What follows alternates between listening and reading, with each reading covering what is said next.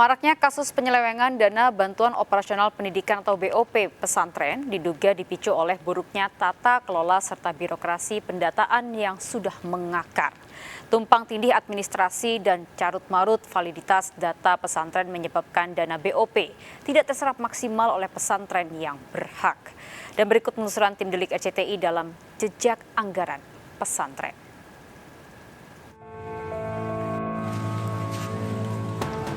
Maraknya kasus penyelewengan dana bantuan operasional pendidikan atau BOP pesantren diduga dipicu oleh buruknya tata kelola dan birokrasi pendataan yang sudah mengakar. Tumpang tindih administrasi dan karut-marut validitas data pesantren menyebabkan dana BOP tidak terserap maksimal oleh pesantren yang berhak.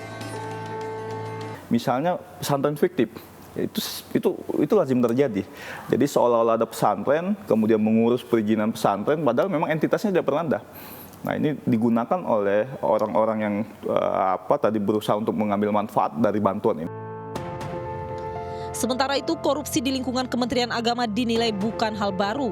Diketahui kementerian yang kepemimpinannya kerap diisi oleh perwakilan politikus parpol ini telah lama tercoreng akibat korupsi. Sejumlah pihak mulai dari jajaran hingga pimpinan di Kementerian Agama tercatat pernah tersandung kasus korupsi. Di antaranya mantan Menteri Agama Said Agil Husin Al-Munawar yang menjadi terpidana korupsi dana abadi umat dan biaya penyelenggaraan ibadah haji 1999 sampai 2003. Sejumlah dana yang seharusnya digunakan untuk sektor pendidikan, kesehatan, dan pembangunan sarana ibadah justru digunakan secara pribadi oleh Said Agil dan Taufik Jamil, mantan Direktur Jenderal Bimas Islam. Dalam kasus yang merugikan negara sebesar 719 miliar ini, Said Agil divonis 5 tahun penjara.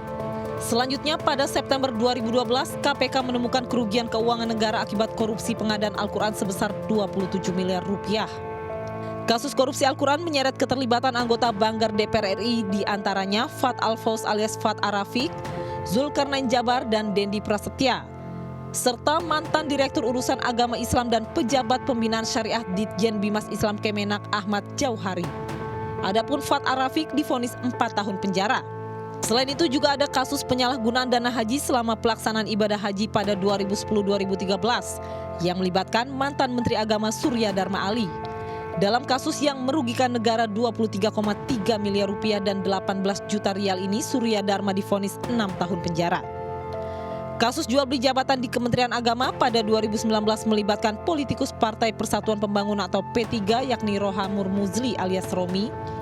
Kasus ini ikut menyeret nama mantan Menteri Agama Lukman Hakim Saifuddin yang diduga ikut mengintervensi proses seleksi jabatan di Kemenak dan meloloskan Haris Hasanuddin selaku Kakanwil Kemenak Jakarta Timur. Korupsi seolah menembus batasan agama dan juga kemanusiaan. Pasalnya di lingkungan yang seharusnya menjunjung tinggi nilai-nilai religius justru menjadi yang paling korup. Karena di situ bicara mengenai kebenaran moral yang berbasis kebenaran agama gitu. Harusnya memang tidak ada praktik korupsi Al-Quran, haji dan umroh, dana abadi umat, pesantren. Ini kan sesuatu yang memang harusnya dalam konteks amanah itu harusnya menjadi kementerian yang paling amanah di Republik ini. Karena nilai-nilai spiritualitas, nilai-nilai transendensi itu harusnya ada. Tapi kan nyatanya enggak. Termasuk hari ini kasus dana bantuan atau dana operasional pesantren. Korupsi yang menyasar para tokoh agama dinilai sangat disayangkan. Terlebih para pejabat Kemenak yang terlibat merupakan para intelektual berbasis agama yang seharusnya menjadi teladan bagi masyarakat.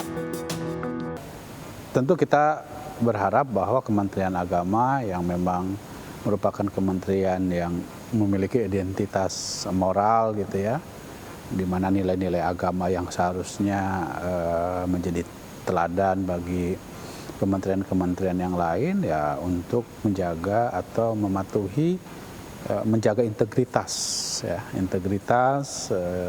dan akuntabilitas. Maraknya korupsi di kementerian yang seharusnya menjadi teladan ini mendorong dilakukannya pembenahan birokrasi secara menyeluruh di Kementerian Agama. Terlebih kultur birokrasi kementerian yang seringkali menyisakan celah bagi terjadinya pelanggaran. Kalau dibiarkan dia akan merusak. Ibaratnya ya karena nilai setitik rusak susu sebelanga ya. Karena perilaku beberapa oknum, nama Kementerian Agama jadi rusak. Pertanyaan saya, apakah teman-teman di Kementerian Agama akan membiarkan namanya rusak ya? Sungguh disayangkan sebuah institusi negara di bidang keagamaan yang seharusnya mengajarkan moral dan kebaikan justru kerap terjerumus pada tindakan koruptif. Apalagi uang yang dikorupsi merupakan dana yang diperuntukkan bagi pengembangan pendidikan keagamaan guna mencetak para pemimpin bangsa yang berakhlak mulia.